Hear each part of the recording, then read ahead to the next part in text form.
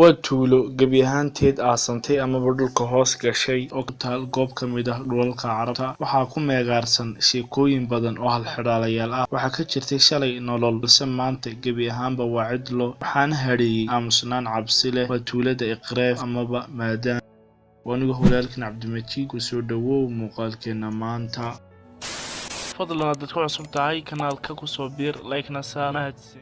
Waxaynu badanaa ka maqalnaa daafaha dunida qaybo ka mid ah magaalooyin, jasiirado amaba tuulooyin dhulka korkiisa ka dhisnaa, kuwaasoo cidla waaqla ah amaba cid aanay degganayn maanta oo mar qura la waayay dadkii degganaa. Balse tuuladan aynu kaga hadlayno muuqaalkeena maanta waxay xambaarsan tahay halxidhaalayaal daahson oo ilaa maanta wareer abuuray. Halxidhaalayaashaas oo ay ka mid yihiin: kow, dadkii degganaa goobtan, cidda ay ahayd, iyo sababta ay uga guureen goobtan dadkii degganaa. Intaas kadib waxaynu kaga hadli doonaa muuqaalkeena maanta amaba aynu kaga jawaabi doonaa 3 su'aalood oo kala ah: meesha ay ku taalo tuuladan Maadaam amaba Iqreefa; 2, maxaa ka dhigay tuuladan mid laga guuray amaba laga qaxay; 3, sheekooyinka laga sheegayo amaba sheegaya halaaga tuuladan Maadaam la kulmay amaba Iqreefa. Ugu dambeyntiina waxay xaqiiqdu tahay.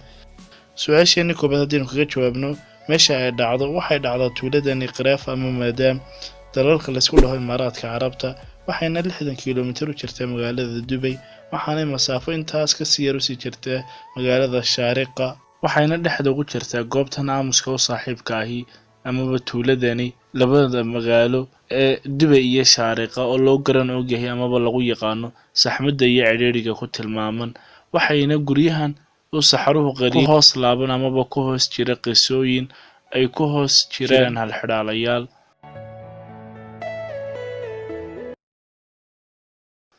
waxaa degnaan jiray tuuladan mid ka mid ah qabaa'ilkii degi jiray dhulka Imaaraadka, waxaana lagu magacaabi jiray qabiilkan Kitbi.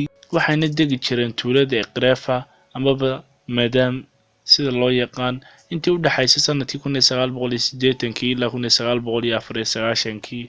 waxayna caan ku ahaayeen qabiilkani ugaadhsiga xayawaanada. Balse arrinka la yaabka leh ayaa ahaa waxay dadkan mar qura ka qaxeen guryahoodii, lamana garanayo sababaha ka dambeeya. waxaase shaki ku reebay baadhayaashii tuuladani inay dadkani kaga tageen alaabtoodii amaba alaab waxay lahaayeen iyadoo aanay wax badanba laga qaadan amaba aan waxba laga qaadan. waxaanad ku arki kartaa muuqaalkeenan guryo ay ciidda amaba camuuddu sidaad u taqaanid buuxdhaafisay, halka ay barhka kale guryaha tuulada ka dhisnaana ay ciidda amaba camuudda hoos mareen.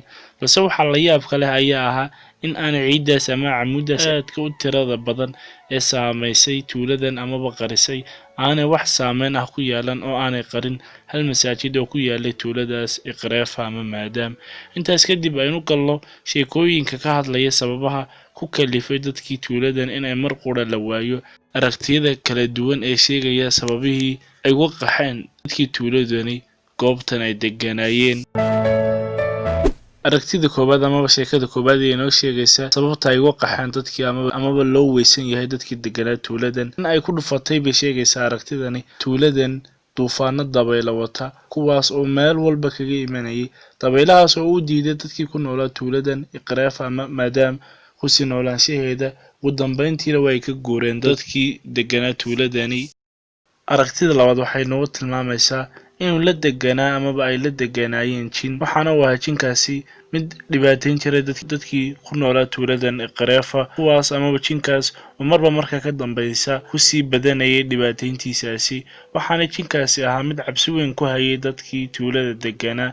ugu dambeyntiina waxuu ku kalifay dadkii in ay ka baxaan oo ay ka haajiraan tuuladii ay degganaayeen. aragtida saddexaad waxay ku tilmaamtay sababta ay uga qaxeen dadku tuuladii in ay tahay degganaanshaha amaba inuu yimi makhluuq ama bahal ay dabeecadiisa amaba aan dabeecadihiisa la garan. waxa uu yahay inuu ku duulay amaba dagaal ku qaaday dadkii degganaa tuuladan Iqreefa ama Maadaam, bahalkaas oo sabab u noqday inay ka baxaan dadkii tuuladani oo ay ka qaxaan amaba ka haajireen. aragtida afraad waxay dhigaysaa in ay ku noolay tuuladani gabadh jinni ah oo lagu magacaabi jiray Xasna, ayaa ka dambeysay bay leedahay aragtidan inay qaxaan dadku degganaa goobtani.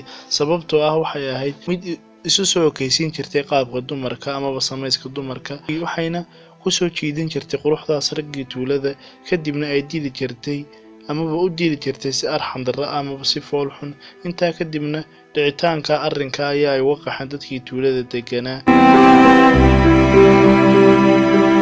intaas kadib haddii aynu ka imanno aragtiyahaas dhigaya amaba inoo sheegaya qaababkii ay ku dhacday amaba sababay in laga guuro tuuladan, waxaynu kusoo gabagabaynaynaa aragti soo koobaysa arrinkan ka dhacay tuuladan ama arrinka ku dhacay tuuladan.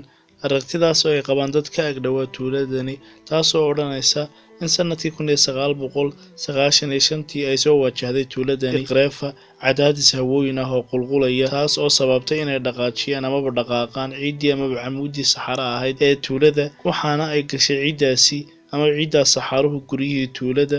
arrinkaas oo ku keenay dadkii goobtan ku noolaa in ay ka haajiraan kadib markii ay ku adkaatay usii noolaanshaha tuuladu.